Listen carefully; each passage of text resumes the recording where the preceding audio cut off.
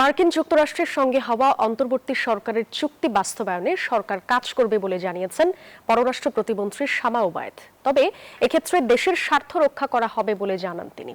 এছাড়া কাতার সহ অন্যান্য দেশে যাওয়ার অপেক্ষায় থাকা প্রবাসী কর্মীদের ভিসার মেয়াদ বাড়ানোর বিষয়ে সরকার যোগাযোগ করছে বলেও জানান তিনি।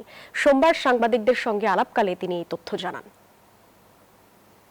চুক্তি তো আমাদের যেটা হয়েছে সেটা আমাদের অর্থনীতিকে ডিরেক্টলি এফেক্ট করে, যেটা যাতে আমাদের দেশের অর্থনীতি সুরক্ষিত থাকে, আমাদের প্রাইভেট সেক্টরের সুরক্ষিত থাকে, দেশের জনগণের ক্ষতি না হয়, সেভাবে আমাদের তাদের সাথে কথাবার্তা আমরা বলছি।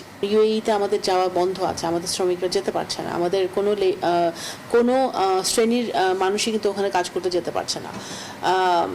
এই জায়গাগুলো আমাদের খুলতে হবে, ওদের সাথে আমাদের কথাবার্তা চলছে। নতুন আমরা এক্সপ্লোর করছি যে কোন কোন দেশে কি কি স্কিল, কি কি দরকার।